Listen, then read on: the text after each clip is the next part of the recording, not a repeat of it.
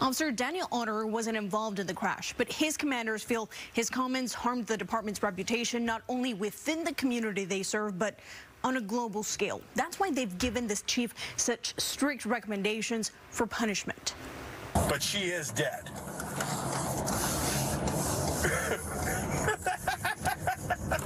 Yeah, just write a check. Just, yeah. $11,000. She was 26 anyway. She had limited value. It's this 2-minute conversation unintentionally recorded on Officer Daniel Otter's body camera that could cost him his career. Department commanders are recommending Chief Adrian Diaz to suspend Otter 30 days without pay at a minimum or fire him. This 9-page memorandum obtained by Fox 13 can be deduced to overwhelmingly destructive unprofessionalism. Otter only responded to the incident that ended Janavi Kandula's life to evaluate the officer who hit her and see if he was impaired. Once the officer was in the clear, Otter called Seattle Police Officers Guild President Mike Solon.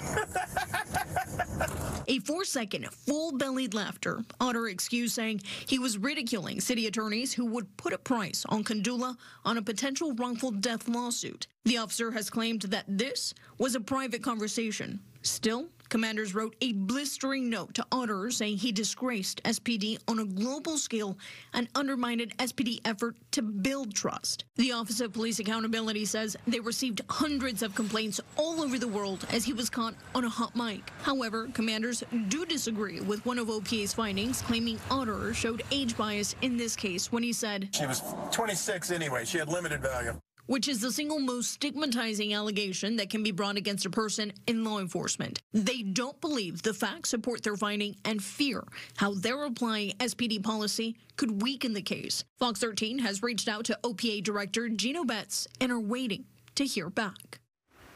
I also reached out to Chief Diaz, but because the decision will ultimately be his, he cannot comment. Officer Otter has been taken off the streets. He will have a chance to explain himself one last time on March 4th during a scheduled disciplinary hearing.